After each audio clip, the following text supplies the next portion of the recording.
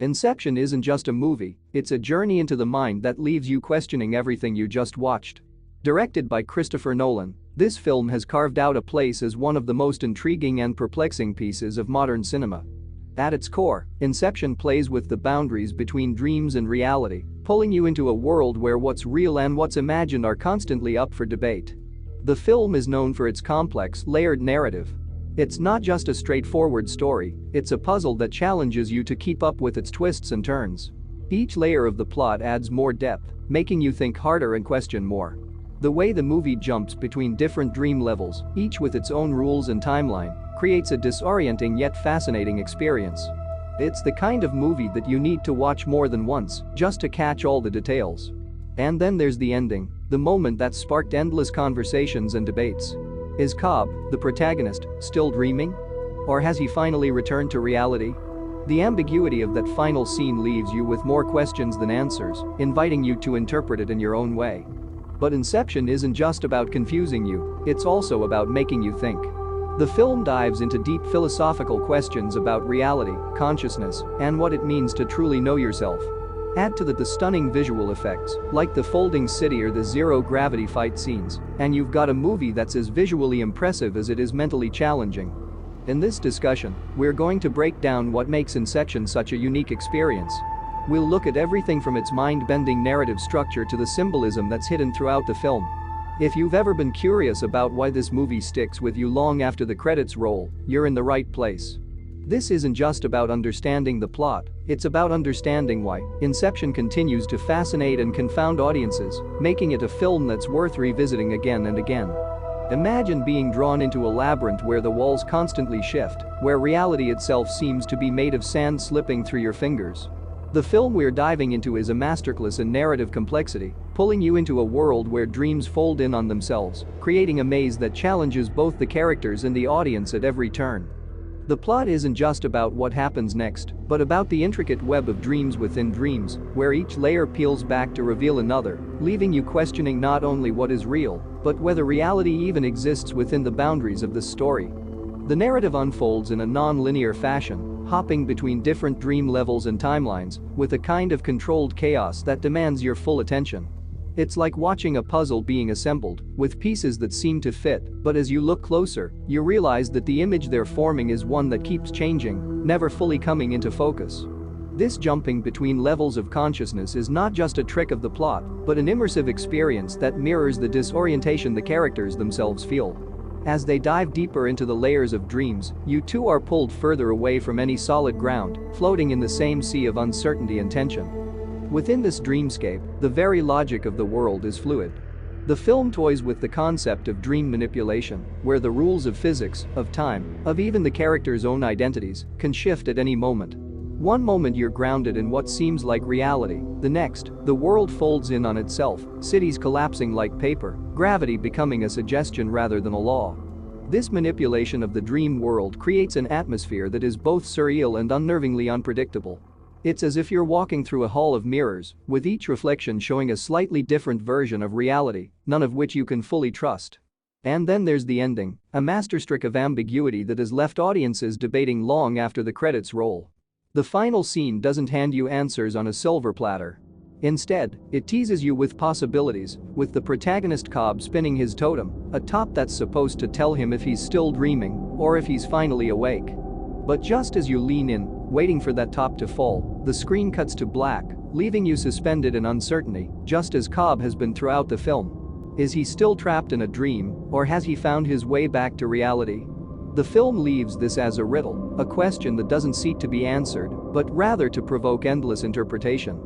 Beyond its twisting plot and mind-bending visuals, the film delves into philosophical questions that challenge you to think beyond the surface. What is reality? What defines our consciousness? When does the line between dream and reality blur so much that it no longer matters which is which? These themes resonate throughout the narrative, inviting you not just to watch, but to ponder, to question the nature of your own reality, long after you've left the theater. The sensory experience of this film is a journey in itself. The visual effects, from the impossible folding of cityscapes to the breathtaking zero-gravity fight scenes, are not just eye candy, but essential components of the film's world building. They create a reality that feels just out of reach, a place where the normal rules don't apply, and yet everything makes a kind of dreamlike sense. Coupled with Hans Zimmer's score, a soundscape that throbs with tension and wonder, the film becomes not just something you watch, but something you feel deep in your bones. Each layer of the dream operates under its own rules, with time stretching and compressing, the stakes rising with every level the characters descend into. This structure not only makes the narrative more intricate, but raises the emotional and psychological stakes as well. Cobb's journey isn't just about pulling off a heist, but about grappling with his own guilt, his unresolved trauma intertwined with the dream worlds he navigates. His motivations are not just plot devices, but deeply human conflicts that add layers of emotional depth to the narrative. As the line between reality and fantasy blurs, both the characters and the audience are left in a state of constant doubt, questioning what is true and what is imagined. This film doesn't just tell a story, it invites you to solve a puzzle, to decode the symbolism, like the spinning top, that pervades the narrative. Each scene, each image is a piece of a larger puzzle that demands active engagement, turning the experience into a mentally stimulating one that leaves you thinking, questioning, and, most of all, dreaming. Picture yourself stepping into a story that's like a Russian nesting doll, where each layer you peel back reveals another, more intricate than the last. This film doesn't just tell a tale, it constructs a universe of dreams, stacked one inside the other like a series of ever-deepening rabbit holes. The narrative isn't linear, it's a maze, carefully designed to disorient, to challenge you at every turn, forcing you to question where you are, when you are, and most crucially, whether anything you're seeing is real. As you're drawn into this world, the very idea of reality becomes slippery, elusive. The characters find themselves in dreams within dreams, each level meticulously crafted, yet each more treacherous than the one above it. It's a narrative that refuses to play by the usual rules. There's no straightforward path to follow here, no clear distinction between what is real and what is imagined. The deeper you go, the more the lines blur, until you, like the characters, are left grasping for something solid in a world that constantly shifts and redefines itself. The genius of this film's structure lies in how it uses these layers of dreams to weave a story that is as complex as it is compelling. At each level, time behaves differently, reality bends, and the stakes rise. A single action in the real world can ripple through the dream layers, creating consequences that are as unpredictable as they are inevitable. It's a kind of narrative domino effect, where the collapse of one dream level could bring the whole fragile construct crashing down, and with it, the character's chance of escaping back to reality. The tension this creates is palpable, a taut wire stretched across the narrative, vibrating with every twist and turn. And yet, this complexity is not just for the sake of complexity. It serves a deeper purpose, reflecting the psychological labyrinth that the characters, particularly the protagonist, navigate. These dream layers are not just obstacles, but manifestations of their innermost fears, desires, and regrets. Each layer peels back another piece of their psyche, revealing truths that are buried so deep, they can only be accessed in the subconscious. The narrative structure, with its dizzying layers, mirrors this internal journey, making the story as much about the exploration of the mind as it is about the external quest. As you watch, you can't help but feel a sense of disorientation, a deliberate confusion that pulls you into the same uncertainty the characters face. You find yourself questioning the reality of every scene, every moment. Is this the real world, or just another layer of the dream? And if it is a dream, whose dream is it? The film doesn't just play with these questions, it revels in them, using them to create a narrative that is as much a puzzle as it is a story. But even as you're drawn deeper into this labyrinth, the film gives you just enough clues to hold onto, breadcrumbs that hint at the truth without ever fully revealing it. This is a story that trusts its audience, that challenges you to keep up, to piece together the narrative from the fragments it offers. And when you finally think you've grasped it, when you think you've figured out what's real and what's a dream, the story twists again, leaving you questioning everything once more. What makes this complex narrative structure so effective is that it doesn't just challenge your understanding of the plot, but your understanding of reality itself. It forces you to confront the idea that reality is not a fixed point, but something fluid, something that can be shaped and reshaped by our perceptions, our fears, our desires. The story becomes a reflection of the very nature of consciousness, a deep dive into the subconscious where the boundaries between the real and the imagined are not just blurred, but dissolved altogether. As the film draws to its close, you're left not with answers, but with questions. The narrative doesn't resolve itself neatly, because the story isn't about resolution. It's about exploration, about the journey through the layers of the mind, through the layers of reality, and about the realization that, in the end, what's real may be less important than what we choose to believe. And so, as the credits roll, you're left still unraveling the layers, still piecing together the narrative, still wondering what was real and what was a dream, in a story that refuses to let go, long after it's over. Imagine watching a film where time is a tangled thread, deliberately knotted and twisted, pulling you in so many directions that you lose track of what came before and what might come next. This is a story that refuses to be linear, that plays with time as though it were just another element to manipulate, bending it, breaking it, and piecing it back together in ways that challenge every conventional notion of storytelling. The narrative doesn't simply unfold, it spirals, looping back on itself, jumping between different layers of reality, leaving you breathless as you try to keep pace. In this film, time is both a weapon and a puzzle, used to disorient the audience, to immerse you in the same sense of confusion that the characters themselves experience. You find yourself in one moment, grounded in what feels like the present, only to be yanked backward or forward, dropped into a different timeline, a different dream level, where the rules you thought you understood no longer apply. This isn't just a narrative device, it's a deliberate tactic to immerse you deeper into the story, to make you feel as though you, too, are navigating this shifting, uncertain landscape.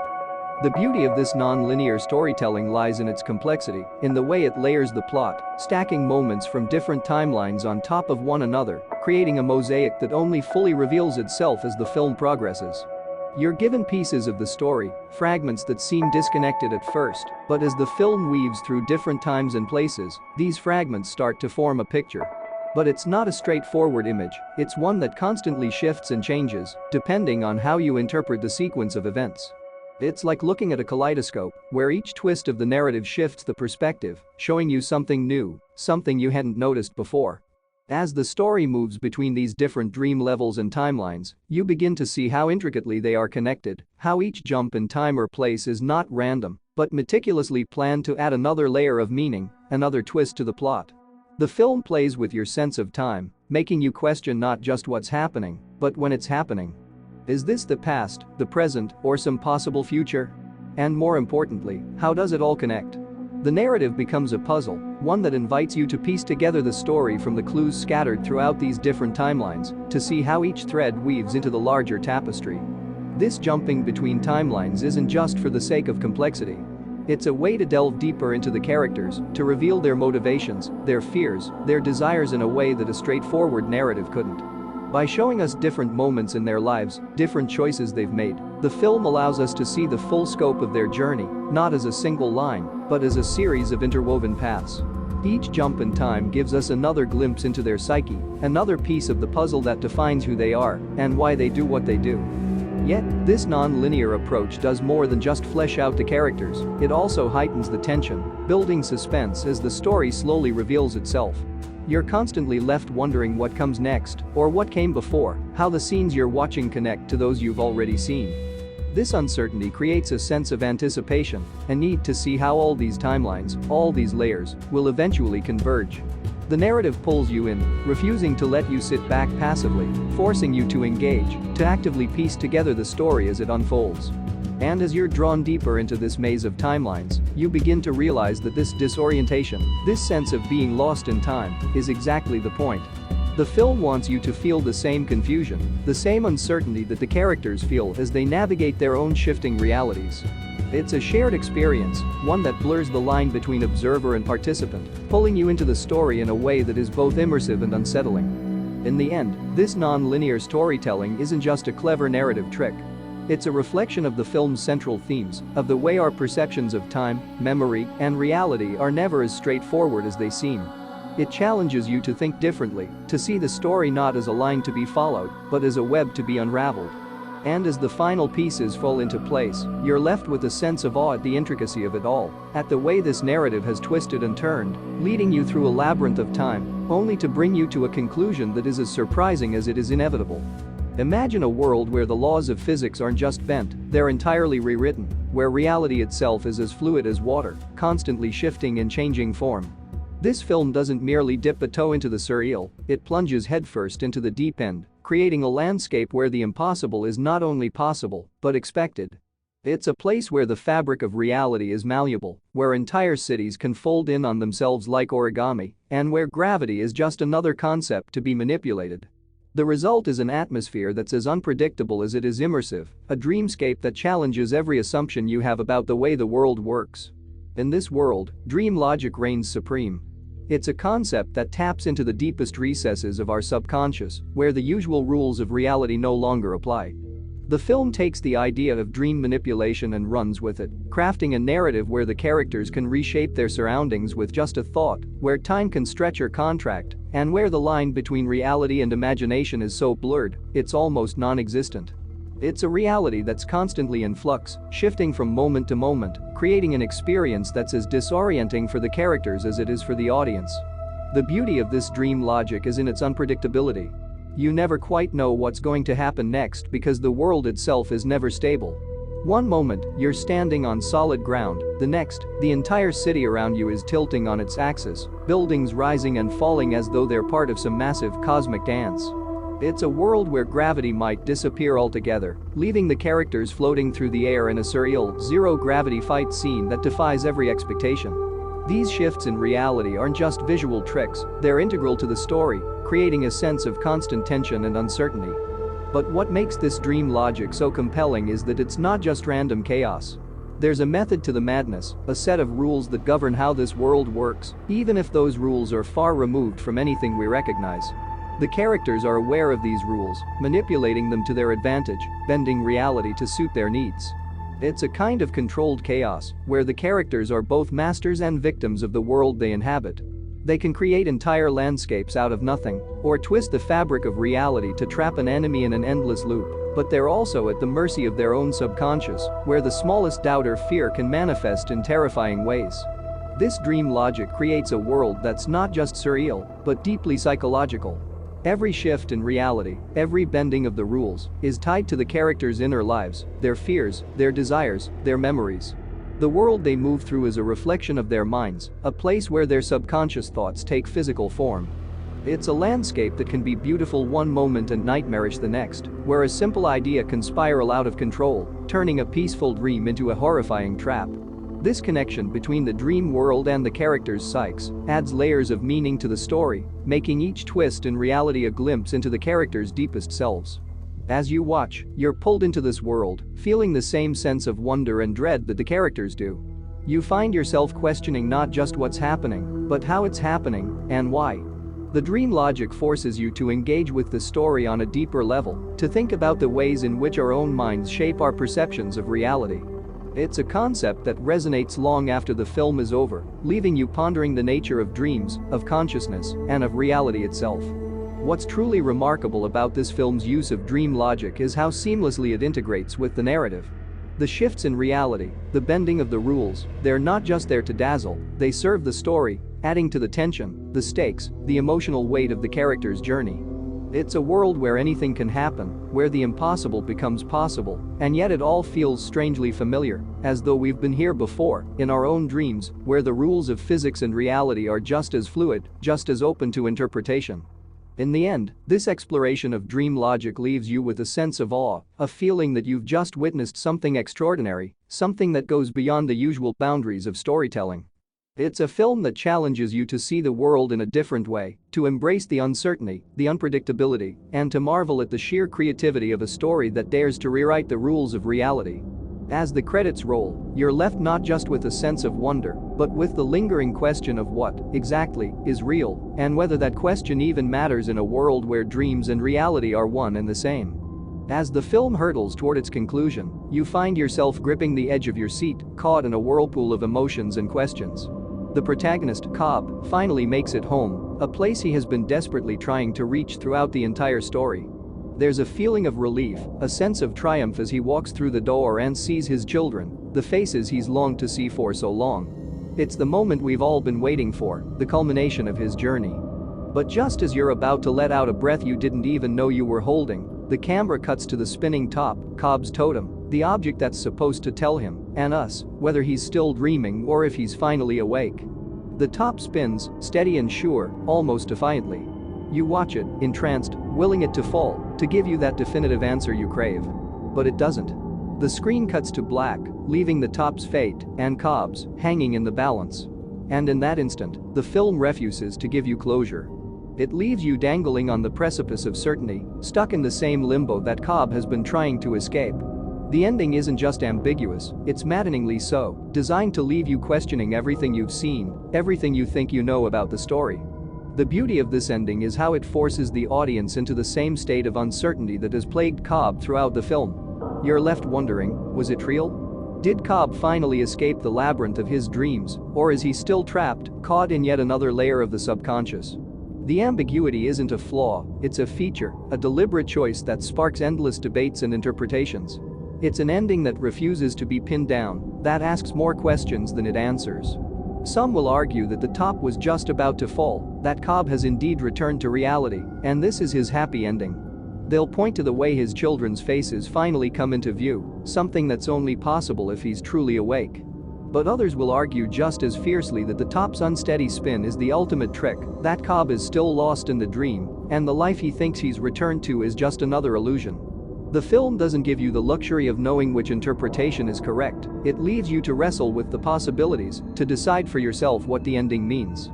This ambiguity extends beyond just a final scene. Throughout the film, the lines between dream and reality are constantly blurred, making it difficult to discern what's real and what's imagined. The ending, then, isn't just about whether Cobb is still dreaming, it's about the nature of reality itself and how our perceptions shape our understanding of it. The top, spinning endlessly, becomes a symbol of this uncertainty, a reminder that reality is never as straightforward as we'd like it to be. But perhaps the most compelling aspect of this ambiguous ending is how it reflects Cobb's journey. He's a man haunted by his past, by the dreams that have consumed him, and the guilt that weighs him down. His desire to return to his children, to escape the endless layers of dreams, is what drives him, what keeps him going. Yet, in the end, we're left to wonder if he ever truly escapes, or if he's simply found a dream he's willing to accept as reality. The ambiguity of the ending mirrors the ambiguity of Cobb's own mind, his struggle to distinguish between what's real and what's not. As you walk away from the film, the questions linger, gnawing at you. Did Cobb make it out? Is he still dreaming? What does it mean if he is? The film doesn't just leave you with these questions, it revels in them, inviting you to explore the possibilities, to engage with the story on a deeper level. It's an ending that sticks with you, that refuses to be forgotten, because it doesn't give you the neat, tidy resolution that most stories do. Instead, it leaves you with a mystery, one that only grows more intriguing the more you think about it. In the end, this ambiguous conclusion is what elevates the film from a simple narrative to an experience, one that stays with you long after the credits have rolled. It's a reminder that sometimes, the most powerful stories are the ones that leave us with more questions than answers, that challenge us to think, to debate, to interpret. The top may keep spinning, but it's up to you to decide whether it falls. And in that decision lies the true genius of the film, a story that is as much about the journey of the mind as it is about the journey of the protagonist, a story that refuses to let you go, even as it fades to black. There's something undeniably captivating about a film that doesn't just tell a story, but also makes you question the very fabric of reality itself.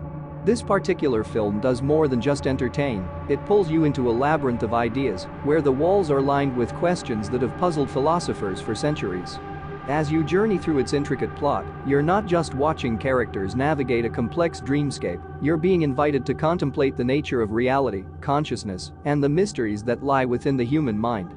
The film plunges you headfirst into a world where the boundaries between the real and the imagined are so blurred that by the end, you're left wondering if those boundaries even exist.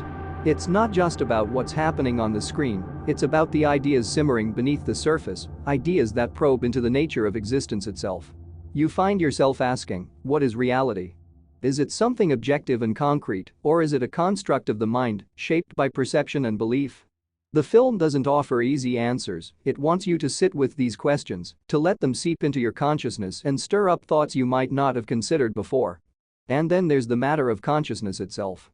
The film doesn't just depict consciousness as a passive state of being, it portrays it as a dynamic, complex force, capable of creating entire worlds, shaping realities, and distorting the truth.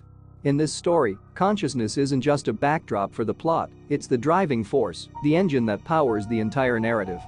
The characters aren't merely navigating physical spaces, they're delving into the depths of their own minds, exploring the labyrinthine corridors of their subconscious, where every turn reveals something new, something hidden, something powerful. The subconscious, in this film, is a place of both wonder and terror.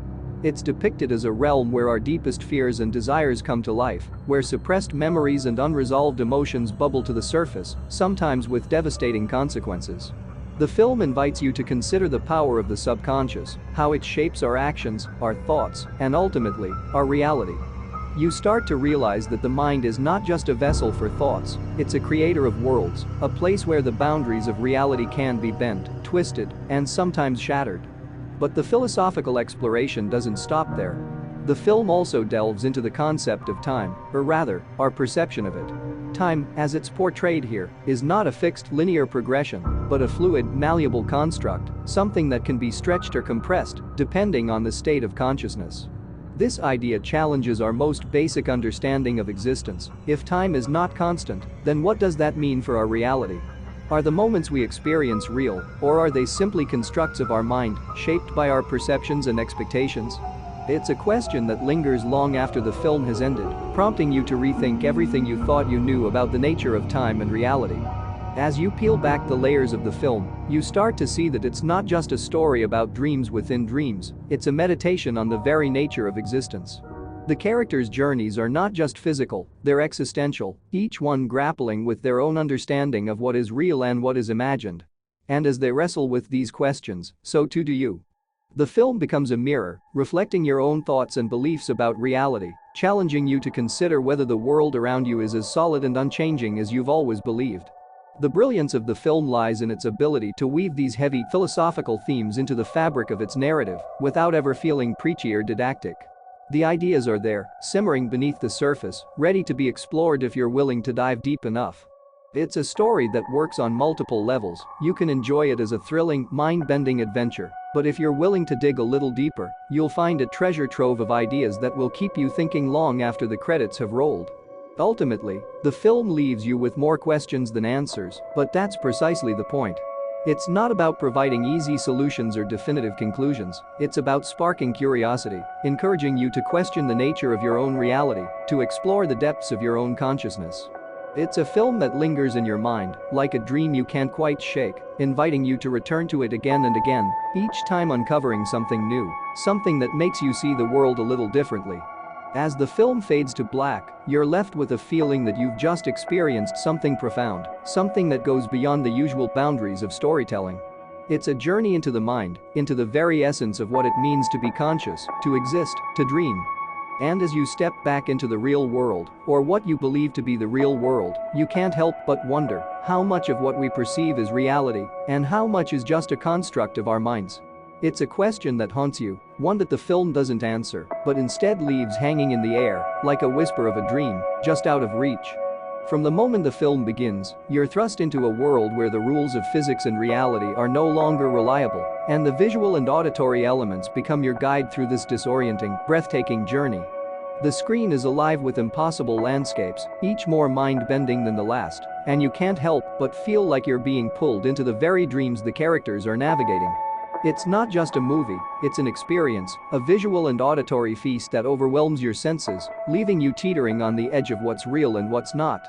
The first time you see the cityscape fold in on itself, your brain almost refuses to believe what your eyes are witnessing. It's as if the world itself has become malleable, a canvas for the architects of these dreams to reshape at will.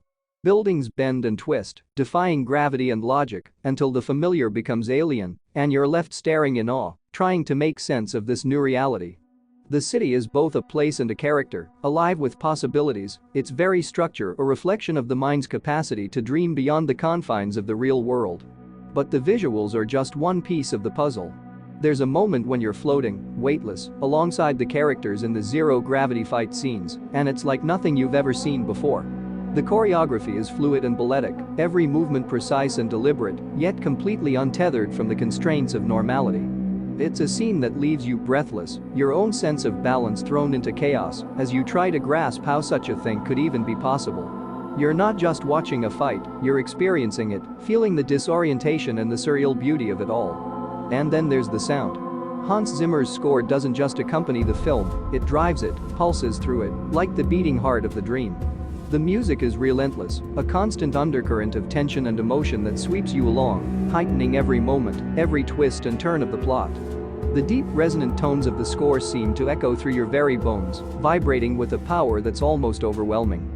It's as if the music itself is bending reality, pulling you deeper into the film's dreamscape until you're not just a spectator, but a participant in this strange, mesmerizing world. The combination of visual and auditory effects creates a sensory overload, a feeling of being completely enveloped by the film. The line between the screen and your own perception begins to blur, and you find yourself questioning what's real, even as you're drawn deeper into the story. The film plays with your senses, manipulating them, just as the characters manipulate the dreams within the narrative. You're never quite sure what to expect, and that unpredictability keeps you on edge, fully engaged, unable to look away. But it's not just about spectacle for the sake of spectacle. The visuals and sound work together to enhance the themes of the film, to make you feel the confusion and awe that the characters themselves are experiencing. When the city folds, it's not just a visual trick, it's a representation of the way reality itself is being twisted and redefined within the dream. The zero-gravity fight scenes aren't just about showing off cool effects, they're a physical manifestation of the dream logic that governs this world, where the normal rules don't apply, and anything is possible. Hans Zimmer's score, with its layers of sound and relentless rhythm, mirrors the layers of the dream itself, each note a reminder that you're moving deeper and deeper into a place where the boundaries of reality are increasingly fragile.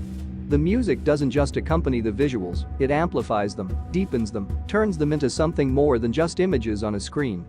It becomes a part of the dream, a force that propels you forward, even as it disorients you, leaving you breathless and exhilarated. By the time the film reaches its climax, you're so immersed in this world of shifting realities and sensory overload that you almost forget you're watching a movie at all. You've been swept into the dream, carried along by the stunning visuals and the powerful score, until you're as much a part of this world as the characters themselves. It's a masterful blend of sight and sound, a true cinematic experience that leaves you both awed and slightly disoriented, questioning what you've just witnessed, and eager to dive back in, to see it all again, to lose yourself once more in the dream. As the characters plunge deeper into the dream world, the very concept of reality begins to fracture, revealing itself to be a complex web of layers, each with its own set of rules, each operating on a different timeline. This isn't just a story of dreams within dreams, it's a journey through multiple dimensions of existence, where the passage of time and the laws of physics bend and twist, creating a narrative that's as intricate as it is mind-boggling. You're not just following a plot, you're navigating a labyrinth of realities, each one more precarious than the last. The brilliance of this layered reality is that it's not just a gimmick, not just a way to show off visual effects or keep the audience on their toes. It's integral to the very heart of the story, raising the stakes to dizzying heights. Each layer the characters descend into isn't just another level of a dream, it's a deeper, more dangerous realm where the consequences are more severe, where the risks are amplified. Time itself becomes a character, one that can be stretched or compressed depending on the level, turning minutes into hours or hours into years. As you watch, you can't help but feel the weight of these different timelines, the way they press down on the characters, forcing them to make split-second decisions with the knowledge that any mistake could reverberate across all levels of the dream. The first layer might feel almost familiar, a dream that operates under the same basic rules as our waking world. But as the characters descend, things start to shift, subtly at first, then more dramatically. Gravity becomes optional, physics are no longer reliable, and the deeper they go, the more reality seems to dissolve around them. It's not just that the environments change, it's that the very fabric of existence becomes more tenuous, more surreal, as if the rules of the universe are unraveling the further they stray from the surface. You're not just watching a sequence of events, you're being pulled into a spiral, where every layer is more disorienting than the last. What's fascinating is how these layers interact with each other. Actions in one layer can have dramatic effects in another, creating a domino effect that keeps you on the edge of your seat, wondering what will happen next. It's like watching a delicate house of cards being built, knowing that the slightest tremor in one level could bring everything crashing down. The characters have to juggle these layers, maintain control over each one, while also dealing with the unpredictable nature of dreams themselves, where reality can shift in an instant, and what seems solid one moment can crumble into nothingness the next. As the layers stack up, the storytelling becomes more intricate, more elaborate, and you realize that you're not just watching a film, you're unraveling a puzzle, one where every piece must fit perfectly for the whole to make sense. The filmmakers have crafted a narrative that's as much about timing and precision as it is about plot and character. The tension is palpable, not just because of what's happening on the screen, but because you understand that every decision the characters make, every second they spend in each layer, could have catastrophic consequences in the next. There's a sense of claustrophobia that comes with these layered realities, a feeling that the deeper you go, the harder it will be to find your way back. Time moves differently in each layer, and as the characters descend, the distance between them and the waking world grows more vast, more insurmountable. The layers are like quicksand, pulling them deeper, making escape seem less and less likely. And as you watch, you start to feel that same anxiety, that same sense of being trapped in a place where the rules no longer make sense, where the passage of time is as unpredictable as the dream itself. But it's not just the characters who are affected by these layers, it's you, the audience. You're being asked to keep track of multiple realities, to understand how they connect, how they influence each other. It's a mental challenge, a game of intellectual endurance, where the stakes are not just about following the story, but about grasping the very nature of the world these characters inhabit. The film doesn't hold your hand, it demands that you pay attention, that you think critically, that you dive into these layers with the same intensity as the characters themselves. By the time you reach the final layer, you're fully immersed in this world of layered realities, where every second counts, every choice could mean the difference between life and death. It's a narrative that's as much about navigating these complex levels of existence as it is about the story itself. The film has pulled you down into its depths, forcing you to grapple with the idea that reality is not as fixed, not as reliable as you once believed. It's a journey that's as exhilarating as it is exhausting, leaving you with a sense of awe at the sheer complexity of the storytelling and a lingering question about the nature of reality itself. At the heart of the film, beneath all the layers of dreams and the intricate heists, lies a story driven by one man's deeply personal struggle. Cobb isn't just another skilled thief pulling off impossible jobs, he's a man haunted by his past, burdened by a guilt that he can't escape, even in his dreams. This isn't just about infiltrating mines for profit, it's about Cobb trying to reconcile with the weight of his own memories that have taken on a life of their own, twisting his every move, turning the dreams he navigates into personal battlegrounds. From the moment we meet Cobb, it's clear that he's not just running from the law, but from himself. There's a sadness in his eyes, a weariness that suggests he's been through more than any man should have to endure. But it's not just the loss of his wife, Mal, that torments him. It's the nagging feeling that her death was his fault, that the life they built together, the reality they shared, was shattered because of something he did. This guilt seeps into every part of his life, distorting his perception of reality and making his subconscious a treacherous place where the ghosts of his past refuse to stay buried. Every dream Cobb enters is a minefield, not just because of the dangers inherent in the job, but because his own mind is a trap. Mal, or rather the projection of her, lurks in the corners of his dreams, a constant reminder of his failure, of the love he lost and the part he played in that loss. She's not just a figment of his imagination, she's a manifestation of his guilt, his inability to forgive himself, to let go. And she's relentless, sabotaging his missions, endangering the lives of his team, all because Cobb can't control the dark corners of his mind. It's this psychological depth that makes Cobb more than just a protagonist, it makes him a tragic figure, a man whose greatest enemy is himself.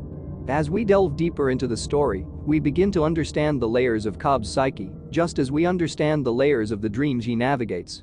He's a man who's built walls around his emotions, who's tried to compartmentalize his pain, but the nature of his work forces him to confront these feelings head-on. The dreams don't just serve as a backdrop for the heists, they're a reflection of Cobb's inner turmoil, each level of the dreamscape, a mirror showing a different facet of his guilt, his longing, his fear.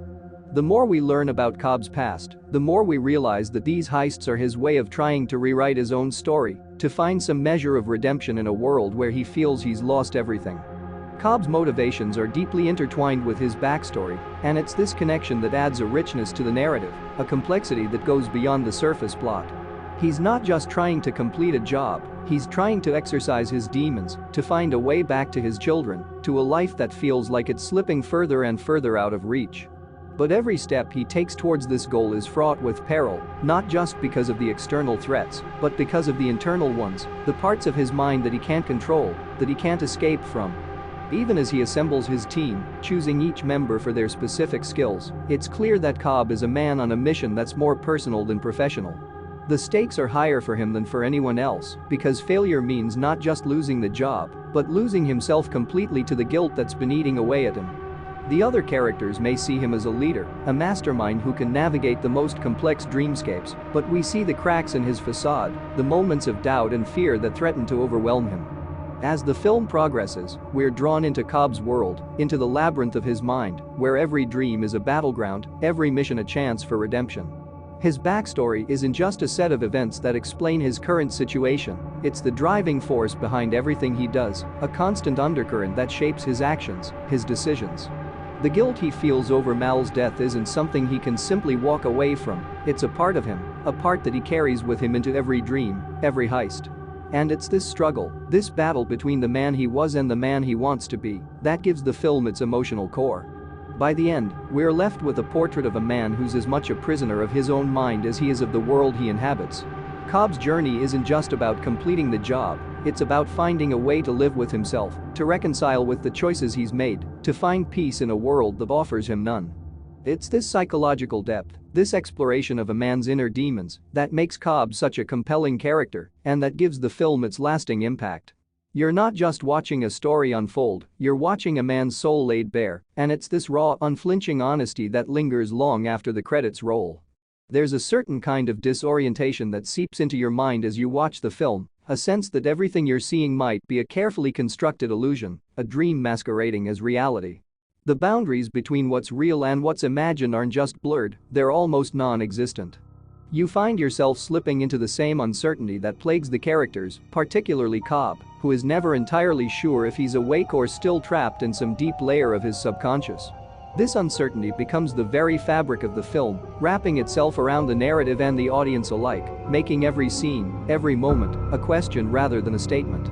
As the story unfolds, you start to realize that the dreams the characters enter are not just elaborate heists, they're reflections of their deepest fears, desires, and regrets.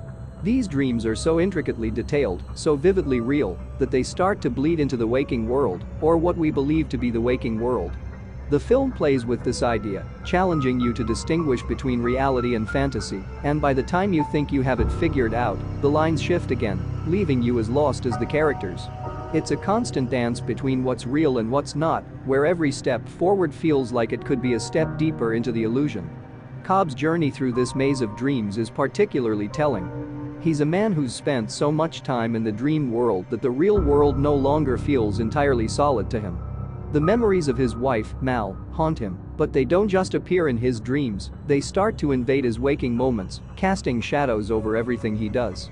The dream world and the real world begin to merge, each influencing the other, until Cobb can no longer tell where one ends and the other begins. It's as if his mind is caught in a feedback loop, replaying the same scenes over and over, each time with slight variations that make it impossible to know what's real. This blurring of reality and fantasy isn't just a narrative device, it's a psychological exploration, a deep dive into the mind's ability to create its own reality. The film doesn't just ask you to question what's real, it forces you to experience that doubt firsthand. You're not just watching Cobb struggle with his perceptions, you're right there with him, feeling the same disorientation, the same creeping suspicion that everything around you might be a carefully crafted illusion. It's an unsettling feeling, one that lingers long after the film is over, making you wonder if the reality you've returned to is any more real than the one you've just witnessed. The visual and auditory elements of the film amplify this effect, creating a sensory experience that's as unstable as the narrative itself. The world bends, folds, and reshapes itself with such fluidity that you start to lose your grip on what's possible and what's not. The dreamscapes are so meticulously constructed, so filled with detail, that they feel more real than reality, making the moments when the film shifts back to the real world feel almost jarring, like waking up from a dream that was more vivid than your waking life. But even these real moments are suspect, because the film never lets you forget that what you're seeing might not be what's really happening. And then there's the ending, that final tantalizing scene that leaves you hanging, teetering on the edge of certainty, with the spinning top that never quite falls. It's the perfect encapsulation of the film's central theme, the blurring of reality and fantasy, the impossibility of knowing for sure what's real and what's imagined. It's a moment that's been dissected, debated, and analyzed endlessly, but it resists easy answers because that's the point. The film doesn't want to give you closure, it wants to leave you questioning, wondering, lost in the same maze that trapped Cobb. By the end, you're not just unsure of what's real for the characters, you're unsure of what's real for yourself.